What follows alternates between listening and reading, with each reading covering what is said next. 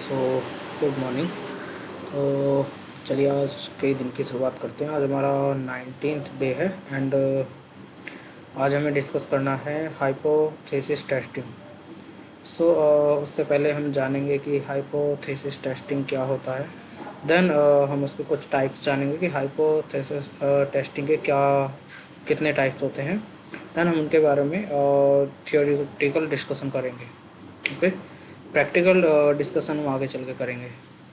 Okay, सो यहाँ पे हम बेसिक्स पढ़ रहे हैं, सो हम बेसिक्स ही डिस्कस करेंगे।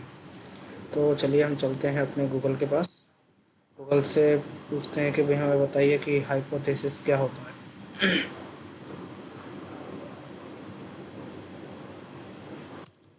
Hypothesis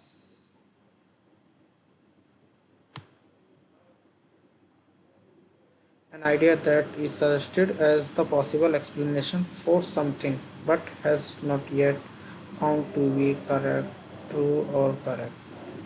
So an idea that is suggested as the possible explanation for something but has not yet been found to be true or correct. So that means कि हम किसी चीज़ को लेकर आइडिया लगाते हैं कि भाई वो चीज़ सही है कि नहीं है। लाइक हम मार्केट से कुछ लेके आए एंड मार्केट से लेने के बाद हम ये चीज़ का आइडिया लगा रहे हैं कि ये अंदाज़ा लगा रहे हैं कि मार्केट से जो प्रोडक्ट हमने ख़रीदा है वो प्रोडक्ट सही है कि नहीं। इसको हम इस तरह से कह सकते हैं। ओके, ये हम जनरल टर्म में कह सकते हैं हाइपोथेसिस होता क्या है। सो अगर हमें समझना है कि हाइपोथेसिस डेटा साइंस में हाइपोथेसिस का यूज़ कैसे होता है, सो हम वो भी देख लेते हैं। Hypothesis originates from the Greek word hypo under and thesis placing, which means an idea generated from limited evidence। मतलब कुछ लिमिटेड एविडेंस से जो हमें कोई आइडिया आता है, it serves as the starting point for further investigation, जो कि हमारी हेल्प करता है आगे की कार्रवाई इन्वेस्टिगेशन में। मतलब कि इसको इस तरह से ले सकते हैं कि क्लास में से 4 बच्चे हमने इसको एक एग्जांपल से हम समझने की कोशिश करते हैं। ओके, एंड एग्जांपल कुछ इस तरह से है कि मान लीजिए स्कूल का इंस्पेक्शन चल रहा है एंड बाहर से टीम आई हुई है बच्चों का इंस्पेक्शन करने के लिए कि बच्चों की स्टडी कैसी हो रही है। ओके, एंड एक क्लास में है 30 बच्चे एंड इंस्पेक्शन टीम आती है एंड स्टार्टिंग के 4 बच्चों को लेती है एंड 4 बच्चों से कुछ क्वेश्चंस करती है। ठीक है, एंड उन 4 बच्चों से क्वेश्चन करने के बाद ये डिसाइड करती है कि ओवरऑल क्लास का क्या स्टेटस है, ओवरऑल क्लास के बच्चे किस लेवल तक की स्टडी कर रहे हैं, उनको किस लेवल तक का पढ़ाया जाता है। सो उन 4 बच्चों को जो सिलेक्ट करके उन्होंने जो आइडिया लगाया बाकी सबके बारे में, इसी प्रोसेस को हम हाइपोथेसिस कहते हैं। ठीक है, हम एक स्मॉल सैंपल लेते हैं एंड उसकी टेस्टिंग करते हैं, देन उसके बेसिस पे हम आइडिया लगाते हैं बाकी उसका कि बाकी बच्चे करेक्ट है कि नहीं, बाकी डेटा करेक्ट है कि नहीं। यही हमारा हाइपोथेसिस होता है। ओके, देन अभी बात करते हैं हाइपोथेसिस के टाइप्स।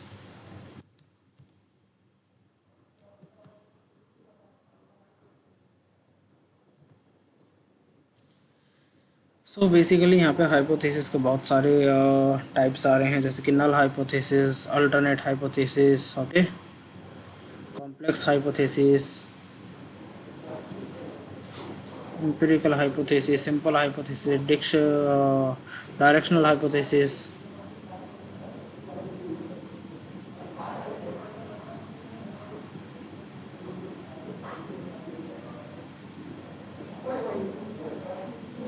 सो हम बात करते हैं हाइपोथेसिस के 2 मेन नल हाइपोथेसिस टेस्ट की, जो कि है null hypothesis and alternate hypothesis.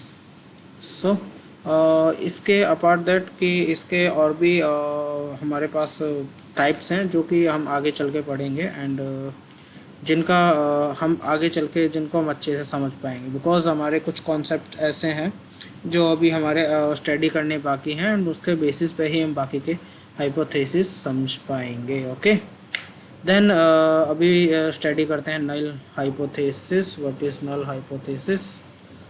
What is null hypothesis?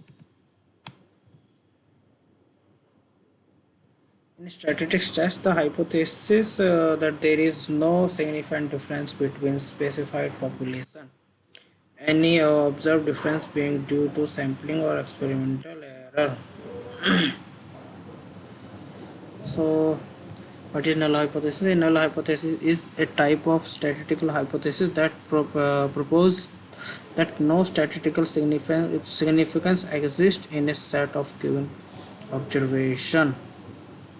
Hypothesis testing is used to assess the credibility of a hypothesis by using sample.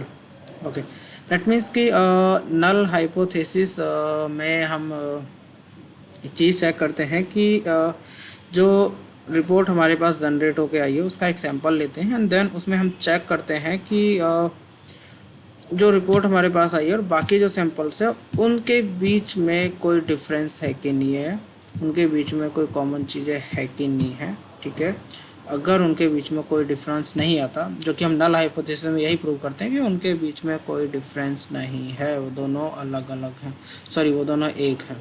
Okay,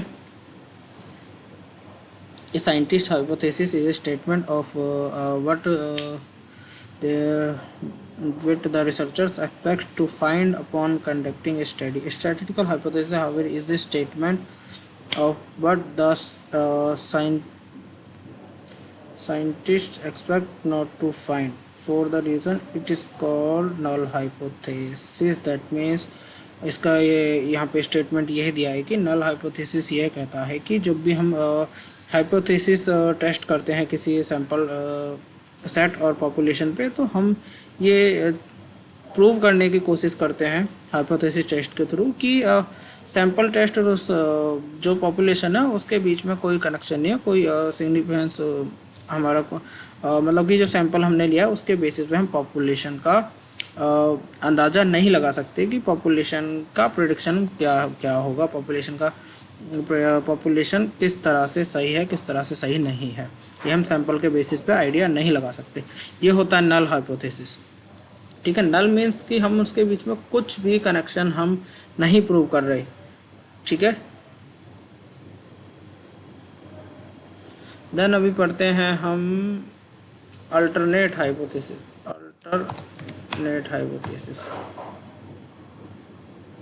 null hypothesis का मैं आपको एक छोटे सा स्टेटमेंट बताना भूल गया कि नल हाइपोथेसिस में क्या होता है कि हमारे पास जो सैंपल और जो पॉपुलेशन आया है उसके बीच में कनेक्शन होता है एंड हम ये ट्राई करने की कोशिश करते हैं कि उनके बीच में कोई कनेक्शन नहीं है।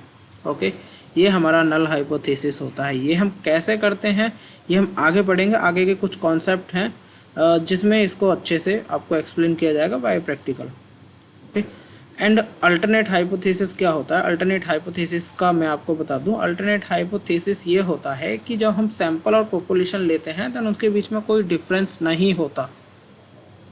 ठीक है, सो हम क्या कोशिश करते हैं कि सैंपल और पॉपुलेशन के बीच में कुछ पॉइंट्स के थ्रू, कुछ हाइपोथेसिस टेस्ट के थ्रू ये साबित करने की कोशिश करते हैं कि हम सैंपल के बेसिस पे डेड पॉपुलेशन जो है उस पर प्रेडिक्शन कर सकते हैं। An alternate hypothesis in a statistics refer to a proposed statement or argument in the hypothesis test. It indicates the existence of the statistical relationship between variables and usually aligning with the research hypothesis. Yeah, it indicates the existence of the statistical relationship. सो देखिए इसमें क्या होता है, जब हमारे पास कोई population होती है तो उसमें ना कुछ वेरिएबल्स होते हैं। अभी वेरिएबल्स क्या होते हैं? वेरिएबल्स ऐसे होते हैं कि आप लाइक एग्जांपल लीजिए, आपके पास ईमेल का डेटा है, बहुत सारे ईमेल्स हैं। ठीक है, एंड ईमेल को आपको फिल्टर करना है कि कौन सा ईमेल स्पैम है एंड कौन सा ईमेल स्पैम नहीं है। ओके, सो ईमेल जो है हमारा वेरिएबल हो गया, ठीक है। एंड जो उसके फैक्टर्स हैं जिसके बेसिस पे हम ये डिसाइड करेंगे कि ईमेल स्पैम है कि नहीं है, वो भी उसके अदर वेरिएबल्स हो गए। Okay, but the thing is कि जो ईमेल है, जो सिंगल है, जिसके ऊपर हम ये सारे टेस्ट कर रहे हैं, वो हमारा डिपेंडेंट वेरिएबल हो जाएगा एंड बाकी हमारे इंडिपेंडेंट वेरिएबल्स हो जाएंगे। ओके, सो डिपेंडेंट वेरिएबल के बेसिस पे हम इंडिपेंडेंट वेरिएबल को कंसीडर करते हैं, देन उसके बेसिस पे हम हाइपोथेसिस करते हैं, उसके बेसिस पे हम प्रेडिक्शन करते हैं, उसके बेसिस पे हम रिजल्ट निकालते हैं। ओके, सो हम दोनों का एक एक एग्जांपल देख लेते हैं ताकि हमें अच्छे से समझ आए। Alternate hypothesis, for example, the null hypothesis might be there was no change in the water level this spring, and the alternate hypothesis would be there was a change in the water level this spring. In other case, there might be change in the amount of something. So हम एक situation को अगर दोनों statement, दोनों types के according लें तो statement ये होती है कि मान लीजिए हम वाटर लेवल को देख रहे हैं सीज़न में कि वाटर लेवल कम होगा या ज़्यादा होगा। एक सीज़न में हम प्रेडिक्ट कर रहे हैं आने वाले सीज़न के लिए, ठीक है। सो नल हाइपोथेसिस कहता है कि उसमें वाटर लेवल में कोई चेंजेस नहीं आएगा। नल हाइपोथेसिस ये साबित करने की कोशिश करेगा किसके बेसिस पे? जो उसके पास पुराना डेटा है वाटर लेवल का। ओके, जो उसके पास पुराना डेटा है एटमॉस्फेयर का, उसके बेसिस पे ये वाटर लेवल का डिसाइड करेगा कि ये कोशिश करेगा कि वाटर लेवल में कोई चेंज नहीं आएगा, ये प्रूव करने की कोशिश करेगा। ओके, मतलब हम ये काम करेंगे नल हाइपोथेसिस में। ओके, देन इसी के साथ अल्टरनेट हाइपोथेसिस सेम चीज़ पे क्या स्टेटमेंट देगा? जो हमारे पास पुराना डेटा है उसके बेसिस पे, जो हमारे पास पॉपुलेशन वाला डेटा है उसमें से सैंपल लेगा, देन उसके बेसिस पे ये साबित करेगा कि जो वाटर लेवल है वो इस बार चेंज होगा। राइट, सो ये दोनों हाइपोथेसिस मैं आपको समझाया। देखा जाए तो आने वाले कॉन्सेप्ट में इन दोनों हाइपोथेसिस का बहुत ही ज़्यादा यूज़ है एंड उसी के बेसिस पे हम प्रेडिक्शन करेंगे, ठीक है।